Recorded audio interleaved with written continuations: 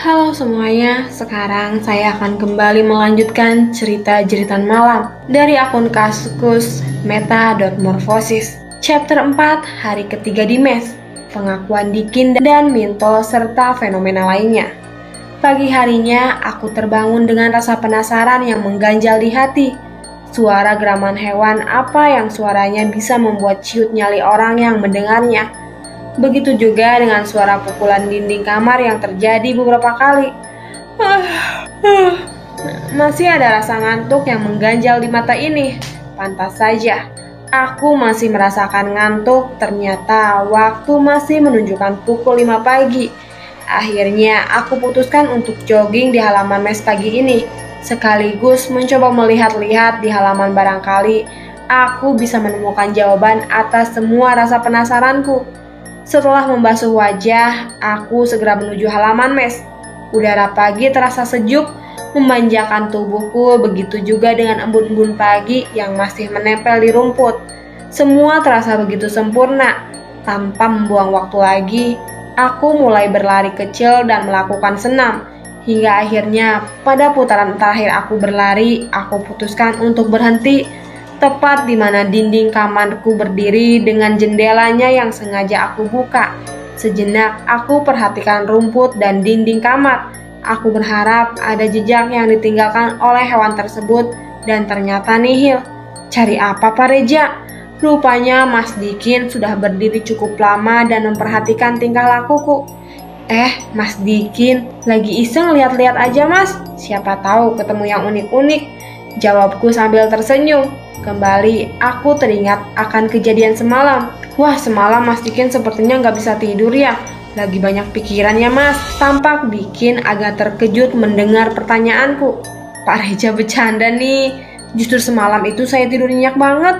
Kini berganti aku yang terkejut mendengar jawaban Dikin. Raut mukaku terlihat bagai orang yang tidak percaya dengan apa yang barusan Dikin ucapkan.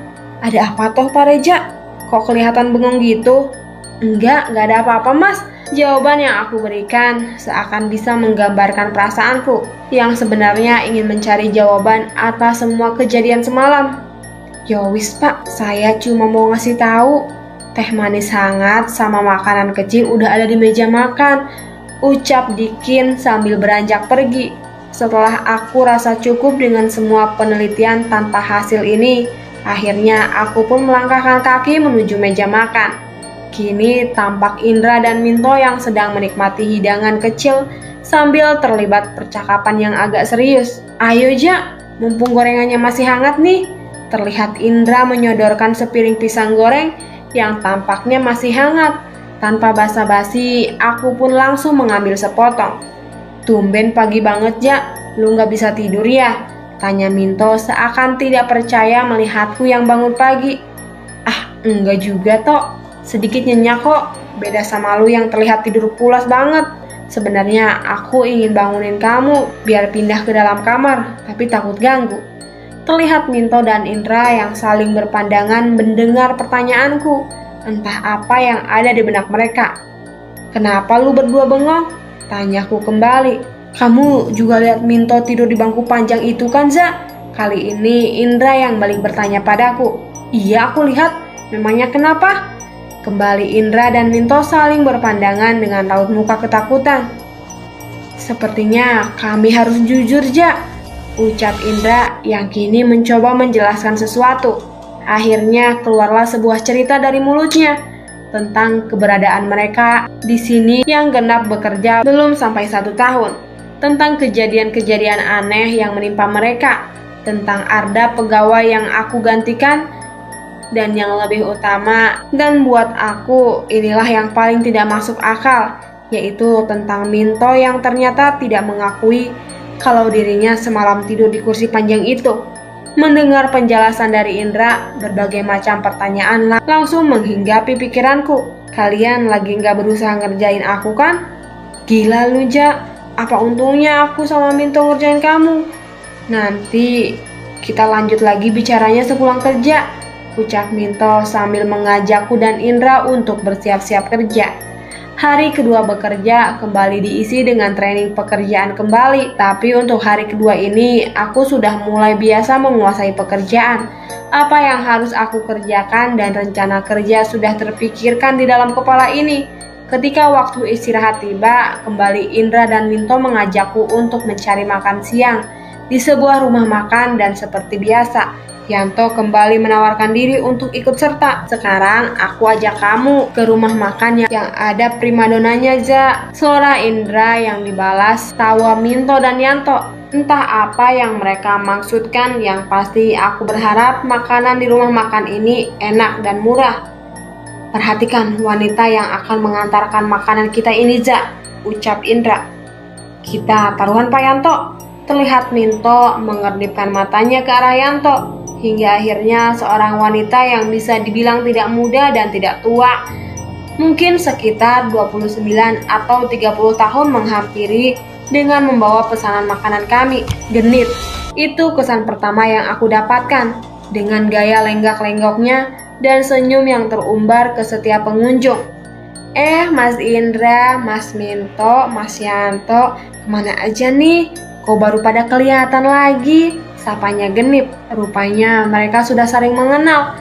Terlihat muka Indra, Minto, dan Yanto tersipu malu mendapatkan sapaan dari wanita tersebut.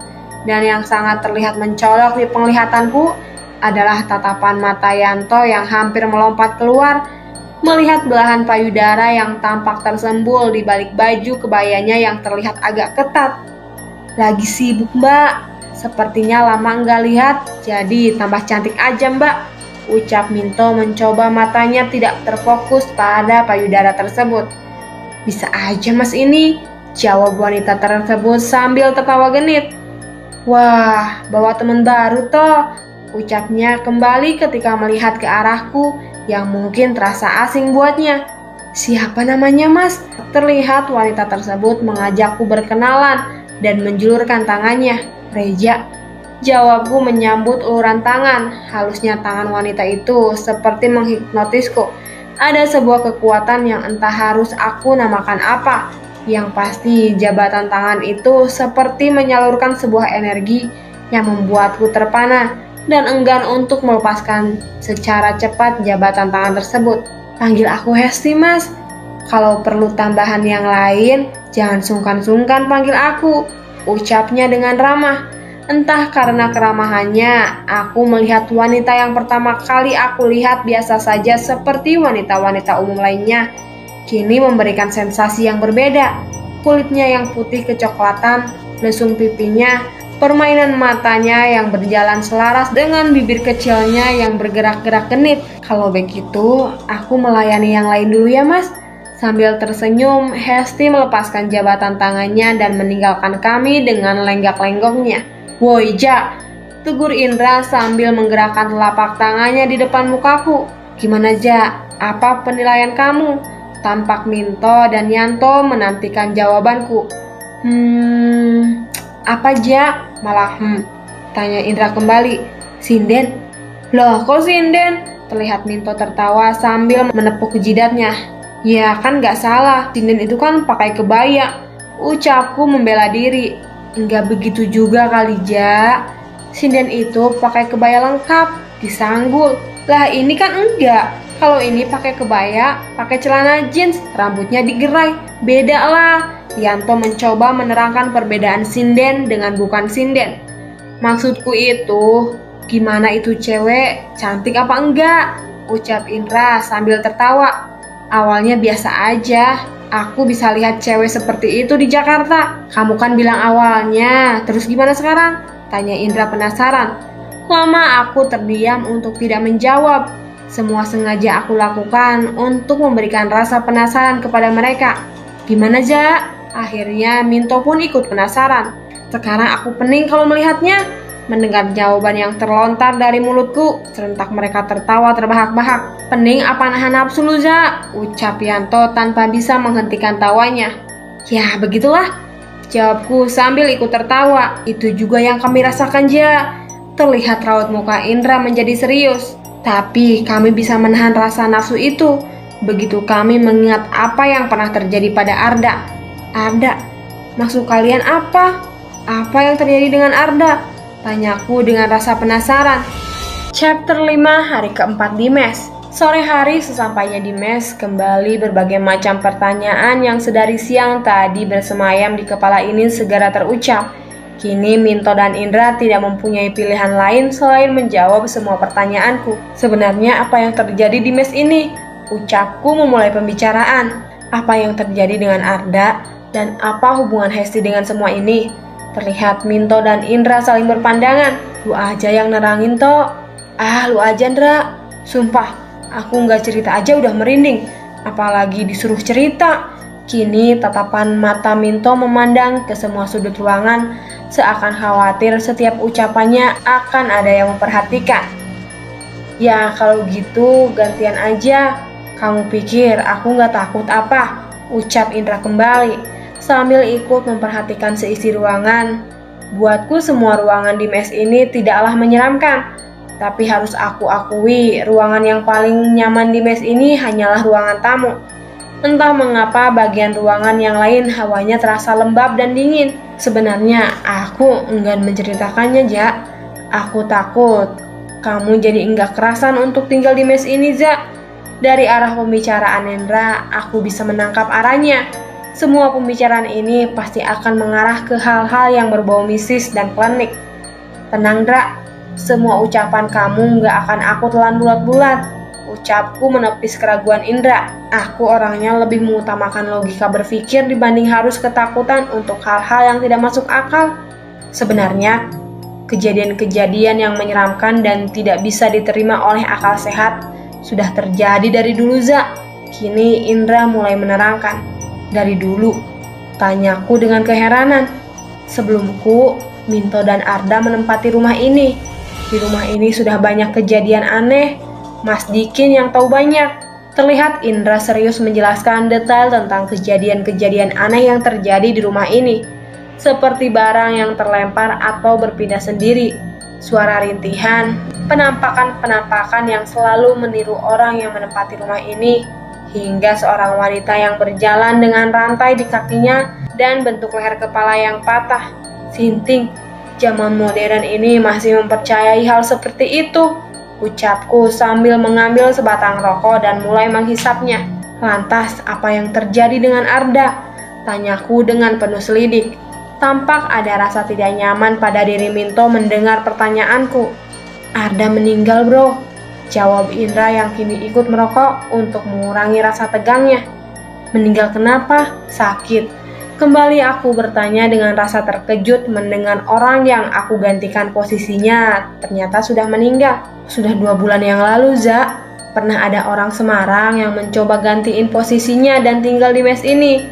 Terus, semua ucapan-ucapan Indra ibarat magnet yang menarik semua rasa penasaranku. Cuma bertahan seminggu, Za. Jawab Minto. Kalian belum menjawab pertanyaanku. Apakah dia sakit? Terlihat Indra merubah posisi duduknya, yang semula menghadap dapur dan kamarku, sekarang berposisi membelakanginya. Bunuh diri, Za. Mendadak ada hembusan angin dingin yang berhembus menerpa kami. Entah angin yang berasal dari mana. Ventilasi di dinding bagian atas dan pintu ruang depan yang tertutup jelas hal yang tidak mungkin untuk menimbulkan angin berhembus seperti ini. Tapi kembali lagi, aku mengambil kesimpulan positif dari kejadian ini. Ada banyak hal yang masih belum bisa dijelaskan dengan ilmu pengetahuan dan itu tidak bisa dikatakan gaib. Apa? Kalian gak bercanda kan? Enggak, Ja. Dia bunuh diri di sini. Tepatnya di kamar yang kamu tempati sekarang. Entah apa yang ada di benakku sekarang, rasa takut atau rasa penasaran atas kematian Arda. Dan yang pasti selama aku tertidur di kamar itu, aku tidak mengalami peristiwa-peristiwa aneh. Dengan cara apa toh? Dia bunuh diri memotong nadi tangannya, Ja. Baru diketahui 1 hari kemudian. Itu juga karena Mas Dikin curiga. Pintu terkunci, tapi lampu kamar nyala terus. Terus hubungannya dengan Hesti? Itu dia, Za. Sebelumnya ada itu tipe cowok yang agak cuek sama yang namanya wanita. Semenjak mengenal Hesti, sifatnya seperti berubah. Hal yang Hesti inginkan pasti dikabulkan. Bahkan Hesti jadi sering nginep di sini, Za. Mereka berhubungan intim layaknya suami istri. Hingga akhirnya suatu saat Arda tidak bisa mengabulkan sebuah keinginan Hesti. Ucap Indra yang kini sudah berganti dengan rokok batangan keduanya. Hesti marah besar. Dia maki-maki Arda di depan kami semua. Sempat Arda timbul kesadarannya dan balas memaki Hesti hingga berujar akan membunuhnya bila Hesti memutuskannya. Terus, ucapku tambah penasaran. Hesti balas menjawab, kalau Arda yang akan mati dengan penuh siksaan seperti orang gila. Jawab Indra. Singkat kata, setelah kejadian itu, Arda bertingkah seperti orang gila. Di kantor, kerjaannya hanya melamun dan tertidur. Yang lebih parah, dia seperti berbicara ngelantur dengan makhluk-makhluk di rumah ini, yang menurut Indra dan Minto adalah makhluk tidak kasat mata. Hingga akhirnya Arda ditemukan sudah tidak bernyawa dengan lebam biru di punggungnya dan warna hitam di kelopak matanya. Dan penyebab yang pasti karena nadinya terputus oleh sebilah cutter. Bagaimana menurut kamu, Za? Wajar enggak dia meninggalnya? Tanya Minto. Bagiku Dra, itu yang dinamakan depresi. Stres karena diputuskan Hesti. Hal itu yang menyebabkan dia berhalusinasi dan memutuskan bunuh diri. Jawabku memberikan penjelasan logis. Kamu nggak pernah ngalamin kejadian aneh di kamar kamu, Za? Enggak, jawabku santai. Memang benar adanya. Aku tidak mengalami kejadian aneh di dalam kamar. Tapi aku mendapatkan kejadian dan suara aneh di luar kamar. Tapi semua itu aku tutupi dengan harapan mereka tidak tambah mempercayai hal-hal yang mistis. Aneh, Za. Lah wong orang sebelum kamu aja selalu diganggu. Bahkan sebelum keluar dari pekerjaan, dia selalu tidur di ruang tamu, ucap Indra dengan muka keheranan. Lantas bagaimana dengan kalian? Apa kamar kalian bebas dari kejadian-kejadian aneh? Tanyaku dengan rasa ingin mengetahui. Kalau kamu bertanya itu, Za, bisa kami pastikan, kami juga mengalami hal-hal yang tidak wajar. Seperti rasa tercekik sewaktu tidur, melihat bayangan, mendengar rintihan wanita, dan banyak lagi. Lantas apa yang kalian lakukan? Terlihat Indra dan Minto agak sungkan untuk menjawabnya. Sepertinya ada yang mereka sembunyikan. Apa? Kami diberitahu Mas Dikin, Za, ucap Minto dengan ragu mengucapkannya. Diberitahu apa? Kami memasang sesuguhan, Ja. Untuk mengurangi itu semua. Maksudnya sesuguhan? Kembali aku bertanya dengan rasa penasaran akan maksud ucapan Minto. Kami memasang sesajen di masing-masing kamar, Ja. Itu juga setelah Mas Dikin meminta saran orang pintar. Kami disuruh menyuguhkan kopi hitam, darah ayam, rokok, dan bunga, Ja. Itu kami lakukan 3 hari sekali. Katanya itu permintaan penunggu di sini. Apa? Ucapku sambil berteriak mengetahui tingkah bodoh mereka. Aku tidak menyangka di abad yang semodern ini masih ada manusia yang melakukan kegiatan seaneh ini, bahkan bisa dibilang terbelakang. Aku hanya bisa menggeleng-gelengkan kepala mendengar jawaban itu. Boleh aku lihat, Dra? Tok, pintaku untuk mengetahui seperti apa bentuk sesuguhan itu. Akhirnya Indra dan Minto mengantarkanku masuki kamar mereka. Tampak di kamar Minto dan Indra sebuah nampan yang terbuat dari tembikar dengan benda yang mereka sebutkan di dalamnya. Entah apa yang ada di pikiranku saat ini. Tiba-tiba ada keinginan yang mendorongku untuk menendang salah satu nampan hingga berantakan. Terlihat Indra dan Minto saling berpandangan seakan tidak percaya dengan apa yang baru saja aku lakukan. Gila lu, Za.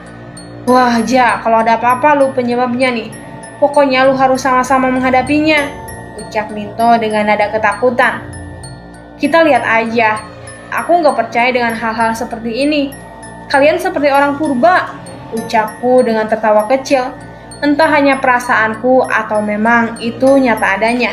Seperti ada sebuah tepukan keras di kepalaku yang membuatku sedikit meringis. Chapter 6, hari keempat. Haruskah logikaku dikalahkan hal yang bersifat klinik?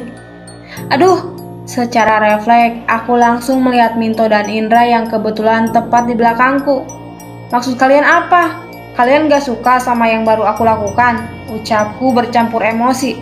Maksud kamu apa, Za? Terlihat Indra agak bingung dengan maksud perkataanku.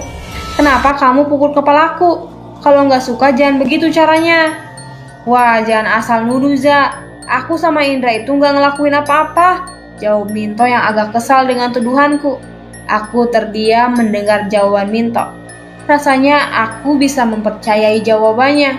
Setelah aku meminta maaf, akhirnya kami membereskan sesajen yang berhamburan di lantai. Sepertinya terornya sudah dimulai, Za, ucap Indra merespon kejadian yang baru saja aku alami. Sudahlah, kalian terlalu banyak nonton film horor, jawabku dengan tersenyum untuk mengurangi rasa ketakutan mereka. Jam hampir menunjukkan pukul 11 malam. Kami memutuskan untuk mengakhiri pembicaraan ini.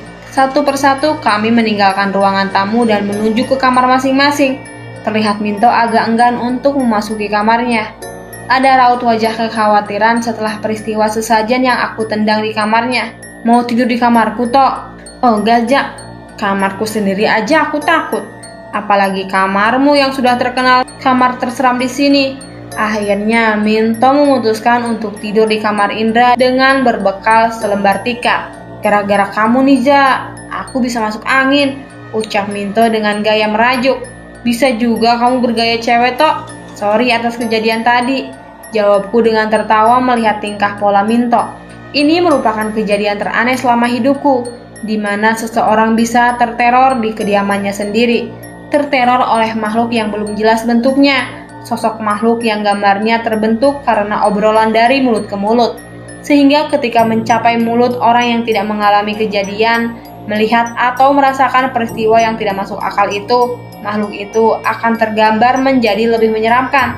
Kembali aku tersenyum bila membayangkan itu semua.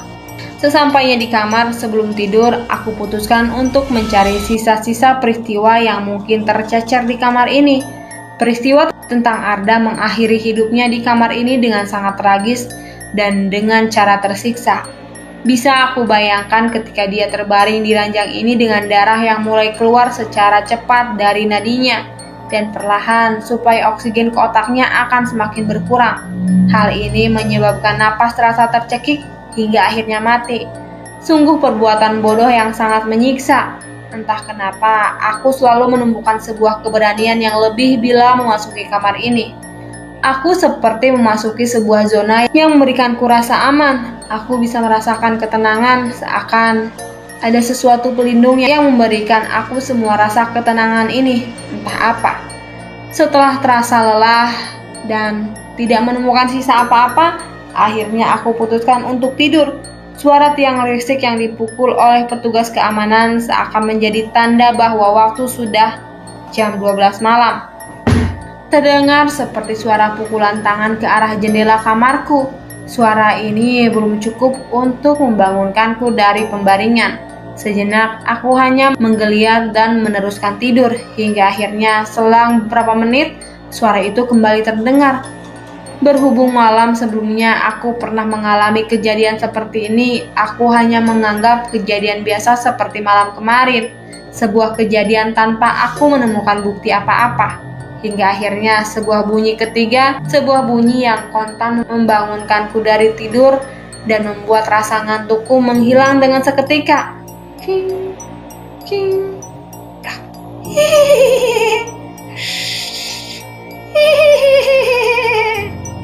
Baik, suara apa itu? Ucapku dengan kagetnya. Suara itu benar-benar terdengar jelas. Ini jelas bukan sebuah mimpi. Sebuah suara rantai yang ditarik lalu dipukulkan ke arah tembok diiringi dengan suara tawa cekikikan dari seorang wanita. Hingga akhirnya terdengar suara geraman yang dilanjutkan dengan suara cekikikan yang panjang dan perlahan suara itu semakin menjauh hingga akhirnya hilang ditelan suara malam. Itu jelas suara seorang tawa wanita dan suara geraman itu. Itu merupakan suara geraman yang aku dengar malam sebelumnya. Tuhan, ada apa ini? Rasa kaget telah membuatku terduduk di pinggir ranjang. Akhirnya aku putuskan untuk membuka jendela di malam buta itu. Aku bisa melihat waktu masih menunjukkan jam 2 pagi. Dengan perlahan, aku buka gorden jendela dan mendorongnya secara perlahan. Aku takut ada sesuatu yang tiba-tiba mengagetkanku. Tidak lucu rasanya bila aku pingsan malam ini karena sesuatu yang mengagetkan. Hanya hembusan angin malam yang aku temui di luar sana. Tapi perlahan demi perlahan, hembusan angin ini berubah menjadi sebuah hembusan yang membawa aroma amis, hingga akhirnya berubah menjadi bau khas dari sebuah bangkai. Mual rasanya mencium bau ini terlalu lama, hingga akhirnya aku putuskan untuk menutup jendela. Sebelum daun jendela tertutup secara sempurna, sekilas mataku menangkap sebuah bayangan dari sebuah pohon besar yang berada di luar pagar. Bayangan itu secara perlahan akhirnya membentuk sebuah wujud. Ya, sebuah wujud yang untuk pertama kalinya aku lihat dalam hidupku. Kini bayangan tersebut telah membentuk sebuah wujud yang menyerupai wanita dengan balutan gaun putih panjang. Aku coba untuk memperhatikannya lebih seksama. Wanita tersebut terlihat seperti berayun-ayun di batang pohon tanpa sedikit pun tangannya menyentuh batang pohon. Tangan wanita itu terlihat memainkan sebuah rantai terikat di pergelangan kakinya, hingga akhirnya wanita itu menatap ke arahku dan tersenyum. Sebuah senyum yang sangat jauh dari kata senyuman manis dari seorang wanita cantik.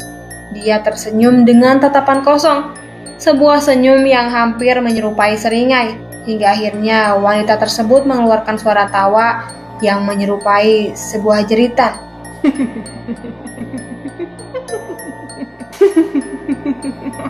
Baru kali ini aku merasakan keterkejutan yang membuat bulu kuduk di sekitar tengkukku berdiri. Tanpa berpikir panjang, segera aku tutup daun jendela dan terdiam sesaat sambil tangan ini tetap memegang daun jendela dengan erat. Rasa takut ini telah membuat adrenalinku terlontar keluar dan meninggalkan rasa gemetar di badan ini. Sialan, apa itu? Ucapku dengan setengah memaki. Segera aku tarik napas panjang dan kembali mengumpulkan pikiran positif. Aku tidak mau rasa takut ini mengambil alih pikiran positifku dan menggantinya dengan kepercayaan akan hal yang berbau goib. Setelah aku berhasil mengontrol rasa takut, akhirnya kembali aku beranikan diri untuk membuka daun jendela kembali secara perlahan. Jangan konyol, ini hanya permainan pikiran, Ja. Kamu sudah berimajinasi, ucapku kepada diri sendiri untuk sekedar menambah keberanian. Hingga akhirnya daun jendela itu kembali terbuka sempurna dan aku hanya bisa menyaksikan keheningan malam. Lama tatapan mataku terdiam memandang pohon besar itu. Kini yang aku lihat hanyalah sebuah pohon besar dengan dedaunannya yang rimbun bergerak-gerak tertiup angin malam. Tolol, sungguh tolol. Hampir saja aku dikalahkan ketakutan yang tidak masuk akal. Ucapku dengan tersenyum lega. Akhirnya aku putuskan untuk menyalakan sebatang rokok dan menikmati hembusan angin malam. Setelah batang rokok telah memasuki hisapan terakhir, segera aku langkahkan kaki menuju kamar mandi. Rasa keterkejutan ini telah membuat perutku sedikit mulas, atau bisa juga ini efek makan soreku yang terlalu banyak memakan sambal. Dengan bermodalkan sebatang rokok untuk menutaskan panggilan alam ini, terdiam aku di pojokan kamar mandi dengan penuh konsentrasi. Hingga akhirnya sebuah panggilan membuyarkan semua konsentrasiku. Ja, sebuah panggilan yang memanggil namaku. Mataku segera menatap pintu kamar mandi dan mencoba memperhatikan apakah ada yang memanggilku dari luar sana. Siapa ya? Jawabku sambil berdiri dan menghampiri pintu, lalu membuka pintu hanya untuk sekedar melihat keluar. Yang aku dapati hanyalah sepi tanpa ada seorang pun di sana. Mungkin aku salah dengar, itulah yang ada di benakku saat itu. Hingga akhirnya sebuah suara kembali terdengar. Tapi inilah suara yang berhasil mengalahkan akal sehatku. Sebuah suara panggilan yang berasal dari dalam kamar mandi, lebih tepatnya dari belakang tubuhku. Zah! Rasa terkejut bercampur dengan rasa takut telah membuatku seperti seorang manusia yang terkena stroke mendadak, hanya terdiam tanpa bisa bergerak. Bulu kuduk yang berdiri di tengkukku seperti mematikan aliran darah di leher ini, berat dan terasa kaku. Aku paksakan diri untuk mengumpulkan kekuatan hanya untuk sekedar menolehkan kepala dan mencari sumber suara panggilan itu. Setelah berusaha sekuat tenaga mengalahkan rasa takut itu, akhirnya aku berhasil menolehkan kepala ke arah belakang dan kembali aku mendapati kenyataan. Hanya aku seorang diri yang berada di kamar mandi ini. Hingga akhirnya Sebuah suara panggilan kembali terdengar dengan suaranya yang menggema, dan kali ini aku bisa meyakinkan bahwa arah suara tersebut berasal dari sumur tua yang berada di sudut kamar mandi. Zah, Zah. Jantungku seperti mendadak berhenti seiring keringat dingin yang membasahi wajah dengan leherku. Ini nyata, sangat nyata. Dan tanpa berpikir panjang, segera aku tendang pintu kamar mandi dan berlari keluar sambil berteriak histeris. "Dra, Tok!" teriakku sambil terus berlari menuju arah kamar Indra dan segera mengutuk kamar Indra dengan keras. "Dra, Tok, bangun!" ucapku dengan keras. Tanpa harus menunggu lama, pintu kamar Indra segera terbuka. Terlihat Indra dan Minto menatapku dengan rasa ketakutan. Hal yang aku tangkap saat ini, aku melihat Indra dan Minto tampak seperti orang yang baru saja bangun tidur. "Kamu kenapa, Za?" ucap Indra sambil menatapku tidak berkedip. Masuk kamu, Za." Terlihat Minto menarikku masuk ke kamar. Ada suara," jawabku dengan tergagap-gagap. "Kamu dengar di mana, Za, suaranya?" ucap Indra yang kini terlihat ikut tercekam rasa takut. "Di kamar mandi, Indra. Di saat aku lagi buang air besar," jawabku dengan nafas yang masih memburu. Melihat mata Indra dan Minto menatapku dengan rasa aneh, antara rasa takut dengan rasa menahan tawa di wajah mereka. "Gila lu, Ja, takut sih takut. Lihat tuh, masih belum pakai celana," ucap Indra yang kini sudah tidak bisa menahan tawanya. Begitu juga dengan Minto. "Jangan-jangan, Ja." Terlihat Minto menutup mulutnya. "Apa?" jawabku dengan rasa penasaran. Parno rasanya mendengar ucapan Minto. "Lu belum cebok ya?" Aku hanya terdiam malu menyaksikan tingkah lakuku yang seperti orang tolol. Indra dan Minto kembali tertawa. "Temenin gue cebok dan nyiram toilet dong," pintaku sambil meminta sebuah celana pendek yang hanya sekedar untuk menutupi kemaluanku. "Oh enggak, takut. Indra aja tuh," jawab Minto sambil menunjuk ke arah Indra. Terlihat kepala Indra juga menggeleng tanda menolak. "Enak aja lu, toh, gue juga takut." "Ada apa ini, bapak-bapak?" Terlihat kini Mas Dikin sudah hadir dengan wajah keheranan. Mungkin dia terbangun karena terganggu dengan suara ribut-ribut ini. Matanya memperhatikan dengan heran akan kondisiku yang tidak mengenakan celana dan hanya menutupi bagian kemaluan. "Loh, Pak Reja," ucap Mas Dikin dengan rasa keheranan. Akhirnya aku putuskan agar Mas Dikin mengambil air yang berada di dalam kulkas. Setelah mendapatkan air kulkas yang dingin, segera aku langkahkan kaki keluar hanya untuk cebok di luar sana. Sungguh rasa malu sudah tidak aku rasakan malam ini. Rasa malu itu sudah dikalahkan oleh rasa takut. Semoga tidak ada orang yang melihatku di luar sana. Bisa-bisa mereka berpikir aku sedang melaksanakan ritual, ucapku berharap dalam hati. Chapter 7, hari kelima di mes. Ketika akal sehatku terinjak-injak petua orang pintar. Setelah memasuki rumah, segera aku menuju kamar dan mengganti celana yang tadi dipinjamkan Indra.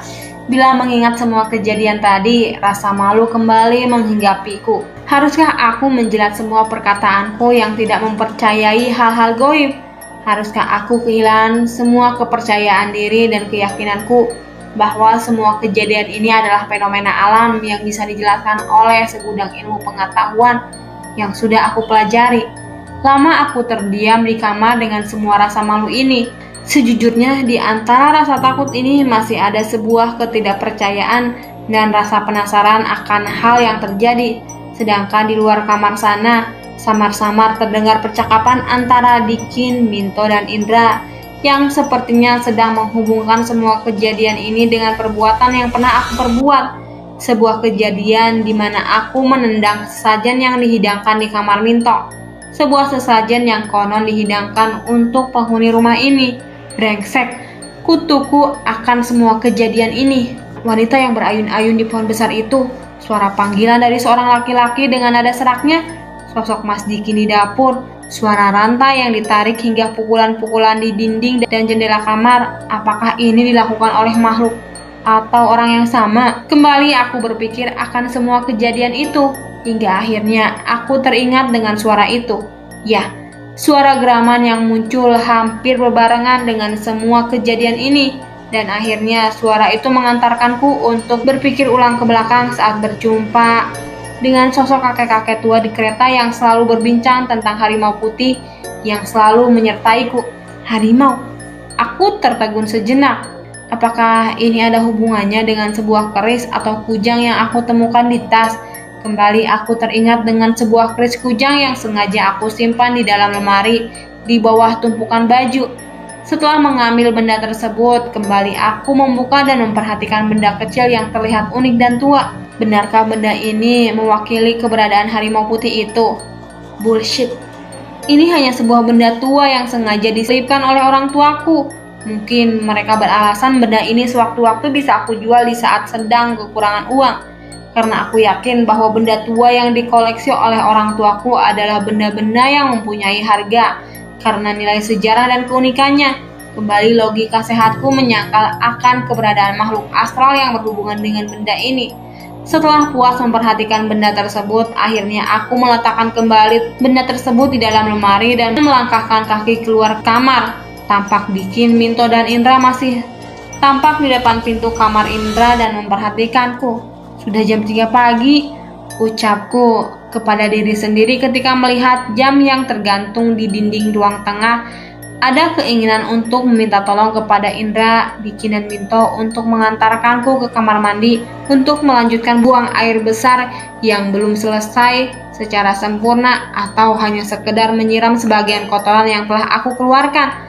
Tapi kembali rasa malu menghalangi semua keinginan itu. Aku harus menunjukkan bahwa aku masih mempunyai keyakinan akan semua perkataan yang telah aku ucapkan. Mau kemana, Za? Tanya Minto melihatku melangkahkan kaki menuju pintu kaca yang memisahkan dapur dan ruang tengah. Kamar mandi, jawabku dengan penuh keyakinan. Yakin kamu? Perlu kami antar enggak? Tanya Minto kembali. Enggak, Tok. Lihat tuh, sudah jam 3 pagi. Sudah hampir pagi. Masa aku takut? Jawabku tersenyum dan meneruskan langkah kaki ini. Entah mengapa, di saat aku membuka pintu kaca dan mulai memasuki lorong pendek menuju dapur dan kamar mandi, sebuah hawa dingin kembali menerpaku. Ada rasa tidak suka di hatiku melihat beberapa buah lukisan wajah-wajah tergantung di lorong dan dapur. Lukisan wajah-wajah orang tua zaman dahulu lengkap dengan pakaian tradisional dan belangkon di kepalanya. Entah siapa mereka, tapi yang pasti semua lukisan itu terlihat sudah usang dan lama sesuai dengan bentuk bangunan ini. Ada keinginan untuk menolehkan tatapan ini ke lukisan-lukisan itu lebih lama dan memperhatikannya lebih seksama. Akan tetapi, hawa dingin yang menyambutku telah memaksaku mengurungkan niat itu. Di antara rasa keberanian yang kembali aku tanamkan ini, rasa takut yang sebelumnya aku alami akhirnya kembali menghinggapi. Aku langkahkan kaki secara tergesa-gesa melewati lorong, dapur, dan akhirnya aku kembali terpaku di depan pintu kamar mandi. Jantungku berdegup kencang, hingga nadanya seakan terdengar di telinga. Aku harus berani, ucapku pelan, memompa rasa keberanian. Segera aku dorong pintu kamar mandi yang kini tertutup. Pintu kamar mandi yang telah menjadi korban keganasan tendanganku karena rasa takut kini kembali menjadi pembatas antara rasa keberanian dan takutku dengan sesuatu yang akan aku saksikan di baliknya. Perlahan demi perlahan pintu itu aku dorong seiring adrenalin yang terlontar keluar, hingga akhirnya pintu terbuka sempurna. Sebuah suara diiringi hembusan angin lembut yang keluar dari arah kamar mandi, segera menerpa wajahku. Angin lembut yang menghantarkan sebuah desis suara halus wanita di telingaku dan aroma bau bangkai yang membuat mual perut ini. Aku bisa memastikan itu bukanlah hawa bau kotoranku, tapi ini merupakan bau busuk daging atau bangkai. Ingin rasanya aku kembali berteriak dan memanggil Indra, Minto, Dikin untuk segera menolongku yang kembali diliputi rasa ketakutan. Aku gak takut, ucapku di dalam hati sambil memejamkan mata. Andai aku kembali berteriak dan berlari ketakutan, bisa dipastikan hancur sudah harga diriku dan keberanianku. Hingga akhirnya perlahan-lahan aroma bau ini menghilang. Kembali aku buka mata dan mendapati ruangan kamar mandi yang kosong. Mataku menatap ke segala penjuru kamar mandi sebelum memutuskan masuk dan menyiram kotoran yang belum sempat aku siram. Ada rasa lega ketika berhasil menyelesaikan itu semua. Kini keberanianku timbul kembali dan yang pasti aku masih bisa membuktikan kepada Indra, Minto, dan Dikin bahwa aku masih berani dan akan menjelaskan semua fenomena ini. Sombong, aku terlalu percaya diri. Itulah yang aku rasakan saat itu. Rasanya tidak sabar untuk melangkahkan kaki ke arah mereka untuk menjelaskan ini semua dengan rasa bangga. Hingga akhirnya tatapan mataku terhenti pada sebuah lukisan yang terpajang di lorong ruangan. Lukisan seorang pria Jawa tua dengan kumis lebat dan belangkon di kepalanya, seperti seseorang dari zaman dahulu, mungkin zaman kolonial di mana pakaian itu menggambarkan kedudukannya yang terhormat. Lama aku terpesona dengan kewibawaannya, hingga akhirnya semua pesona itu menjadi pudar dan berganti dengan pemandangan yang menyeramkan. Pemandangan yang sulit dijelaskan dengan akal sehat, di mana keadaanku sudah sangat sadar, tidak terpengaruhi oleh rasa takut, dan mataku bisa menyaksikan secara sempurna akan apa yang terjadi. Tampak mata lukisan itu seperti memerah. Mata lukisan yang sebelumnya terlihat seperti tatapan orang normal, kini terlihat seperti membelalakan matanya. Tatapan mata itu menatap ke arah pandanganku dan seakan mengatakan, "Ini wilayahku, ini kekuasaanku. Kamu harus pergi atau mati di tempat ini." Tubuhku bergetar hebat. Keringat dingin hanya keluar dari bulu kuduk yang berdiri tidak bisa aku rasakan. Tubuh ini terasa kaku untuk digerakkan hingga akhirnya setelah lama terdiam dengan posisi sangat tidak nyaman tersebut, mulutku yang sebelumnya terasa terkunci akhirnya bisa digerakkan. Entah mengapa di saat ini keinginanku untuk menjerit dan menangis terasa begitu kuat. Mungkinkah ini efek rasa takutku yang sudah begitu mendalam dan tidak bisa terkontrol lagi? Tolong aku, tolong aku. Akhirnya itu yang bisa aku teriakan di antara tangisan yang sudah tidak bisa tertahan lagi. Hingga akhirnya Minto, Indra, dan Dikin berlari ke arahku dengan rasa panik. Ada rasa lega menyaksikan kehadiran mereka. Hingga akhirnya badan ini terasa lemas untuk berdiri. Aku pingsan di lorong itu dan tidak bisa menyaksikan apa yang setelah itu mereka lakukan untuk menolongku. Syukur akhirnya kamu sadar juga, Za. Terlihat wajah Indra di antara dua buah kelopak mataku yang mulai terbuka. Entah berapa lama aku pingsan, sekarang aku mendapati tubuhku sudah terbaring di ranjang kamarku. Tubuh ini terasa lelah sekali seperti orang yang habis melakukan olahraga berat. Jam berapa, Indra? Loh, kamu gak kerja? Tanyaku kepada Indra.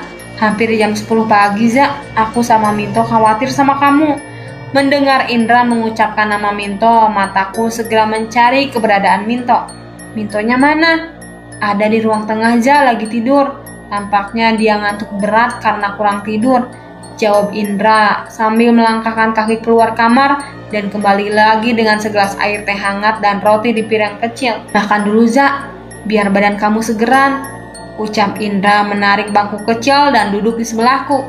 Aku pingsan, Yandra. Seharusnya kalau aku pingsan kamu tinggal kerja. Nanti aku juga sadar sendiri.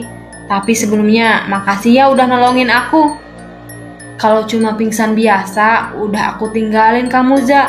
Tapi kamu bukan cuma pingsan, tapi bikin khawatir kami semua, jawab Indra sambil mengeluarkan sebatang rokok dan mulai membakarnya.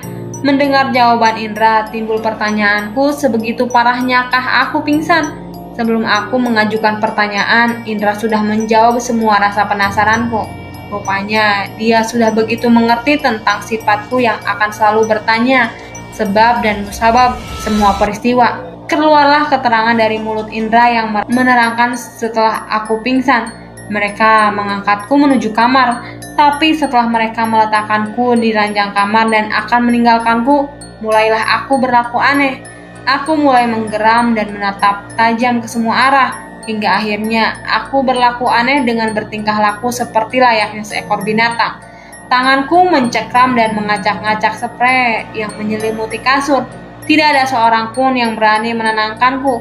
Mereka semua diliputi rasa ketakutan, hingga akhirnya aku pun terjatuh lemas kembali. Aku berlaku seperti apa, Ndra? Tanyaku mencoba meyakinkan apa yang aku pikirkan. Kamu berlaku seperti macan, Za. Ngeri aku lihatnya. Jawabnya dengan mimik seperti orang ketakutan. Tidak beberapa lama terlihat Mas Dikin sudah hadir di pintu kamar. Gimana Mas? Kapan mau datangnya? Tanya Indra pada Mas Dikin. Katanya habis maghrib Pak, jawab Mas Dikin. Kemudian berlalu pergi. Siapa Ndra? Tanyaku penasaran. Orang pintar Za. Kami mau minta tolong supaya tempat ini bisa dinetralisir. Aduh Ndra, sebelum aku coba melanjutkan omonganku, kembali Indra memotong pembicaraanku. Diem kamu Ja, aku heran sama kamu, nggak ada kapok-kapoknya, masih aja ngeyel, ucap Indra menceramahiku. Iya, aku mau lihat tuh orang pintar. Aku hanya tersenyum dan mencoba mengalah. Allahu Akbar, Allahu Akbar. Setelah beberapa lama kami terlibat perbincangan, terdengar suara azan Jumat di kejauhan. Tampak Minto sudah bangun dan bergegas merapikan diri untuk sholat Jumat. Kalian gak sholat? Tanyanya kepadaku dan Indra. Aku gak dulu Tok. Tuh Indra aja, jawabku kepada Minto. Entah mengapa di umur yang beranjak dari dewasa menjadi tua, aku masih bermalas-malasan melaksanakan ibadah. Aku juga gak dulu deh, badanku rasanya gak enak. Aku sholat zuhur aja, terang Indra menolak ajakan Minto. Hingga akhirnya Minto beranjak pergi. Kenapa diam kamu Ja? Lagi mikirin apa? Indra tampaknya tidak nyaman dengan kesunyian akibat aku terlalu banyak terdiam dalam pembaringan. Ingin rasanya aku bercerita pada Indra tentang kakek-kakek tua yang aku temui di kereta, tentang keris, kujang yang aku dapatkan secara tidak sengaja dari dalam tas. Tapi sekali lagi, semua itu aku urungkan. Aku yakin apa yang akan aku ceritakan hanya akan menambah rasa takut Indra menghadapi semua kejadian ini. Ja, ngobrol dong.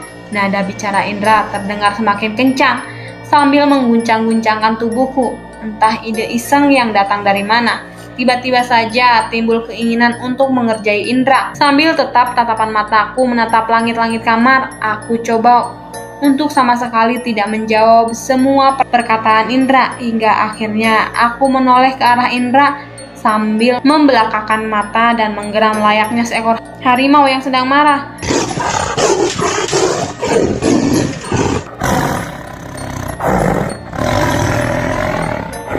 Hampir saja aku tidak bisa menahan tawa melihat ekspresi Indra yang tampak terkejut ketakutan dan terjatuh dari bangku yang dia duduki. Ampun Bang, ampun, ucap Indra dengan paniknya, lalu bergegas berdiri dan berlari keluar sambil membanting pintu kamarku. Mendapati Indra yang sudah berlari ketakutan keluar kamar, gelak tawa segera pecah. Lucu rasanya melihat Indra berlari dengan paniknya meninggalkanku sendirian. Dra, aku cuma bercanda, teriakku masih dengan gelak tawa yang tidak bisa aku hentikan. Dra, sini masuk lagi, serius aku cuma bercanda. Teriakku kembali mencoba memanggil Indra. Tampak tidak terdengar jawaban dari Indra di luar sana. Mungkin dia dongkol dan marah menyadari dirinya aku kerjai. Akhirnya tawa aku hentikan seiring Indra yang tidak kunjung menjawab panggilanku. Hampir 10 menit aku masih terbaring di ranjang dan Indra tak kunjung kembali ke kamar. Akhirnya aku putuskan kembali mengambil sebatang rokok dan membakarnya. Hembusan angin yang tertiup dari jendela mengundangku untuk menghampirinya. Tampak di luar sana belum terlihat Minto dan Dikin.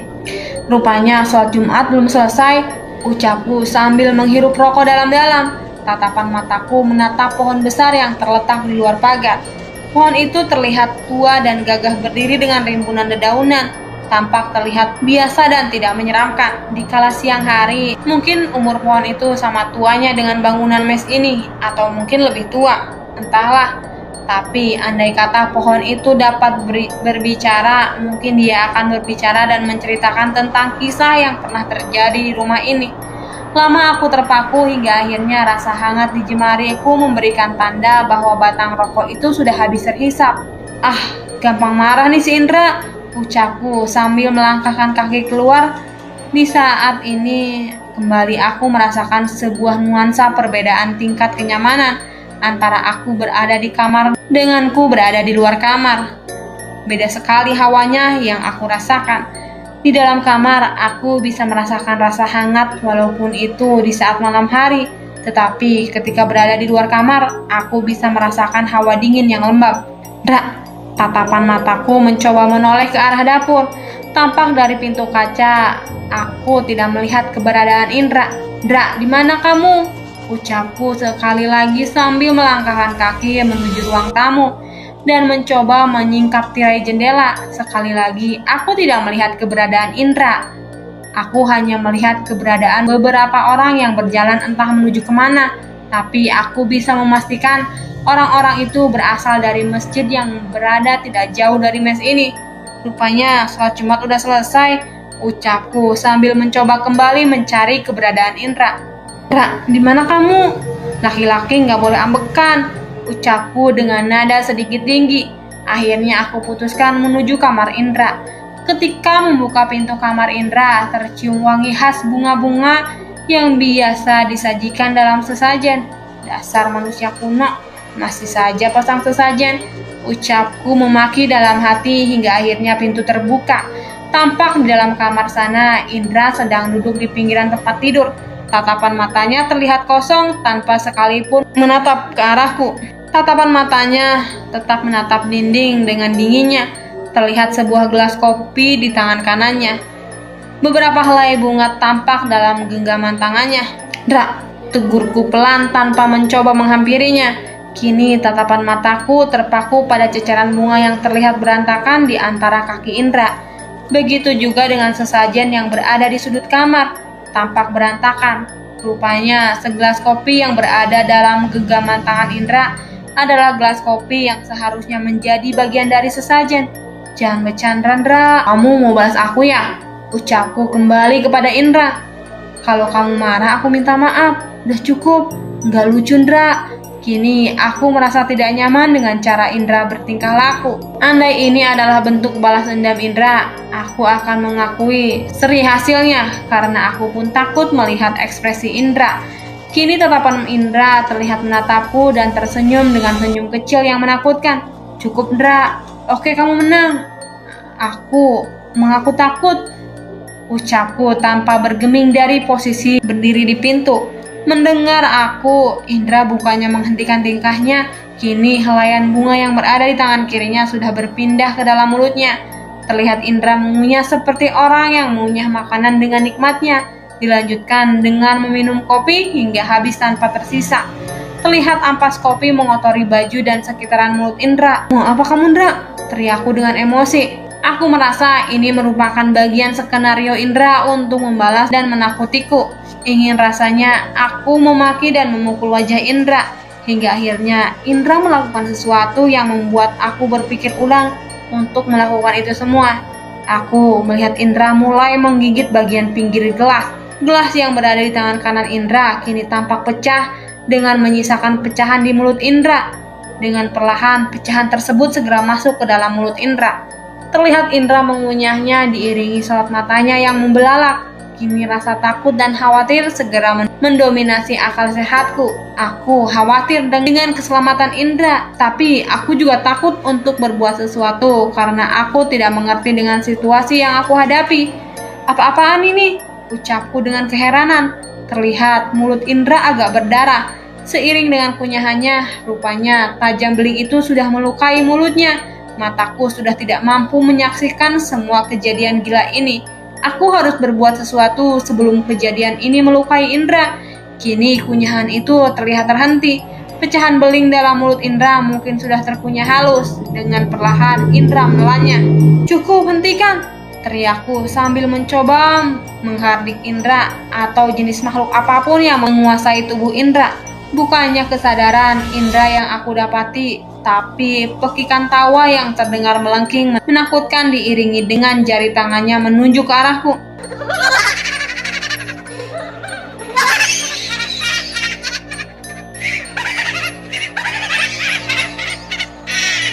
"Jangan menantang saya. Ini wilayah saya, kekuasaan saya."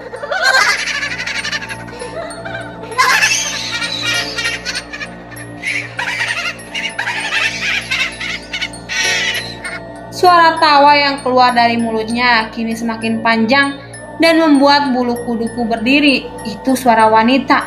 Mana mungkin Indra bisa menirukan suara wanita semirip itu? Pikirku dengan rasa heran. Akhirnya, aku putuskan untuk mencoba memberanikan diri bertanya pada sosok makhluk yang mungkin menguasai tubuh dan pikiran Indra. "Siapa kamu? Apa mau kamu? Tinggalkan teman saya," ucapku dengan gugup. Sungguh gila, ini benar-benar di luar pikiranku yang waras. "Saya mau tumbal, saya mau tumbal," jawabnya dengan berteriak dan suara tawa yang keras.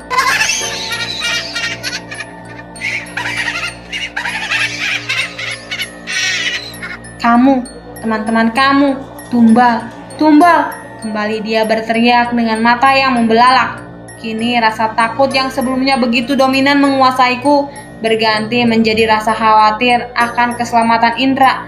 Terlihat pecahan gelas yang masih berada di tangan kanan Indra kini telah digores-goreskan di kulit tangan kiri Indra. Semua kejadian ini kini sudah meyakinkanku bahwa ada sesuatu yang menguasai diri Indra. Entah makhluk astral atau alam bawah sadar Indra yang sedang mengalami gangguan.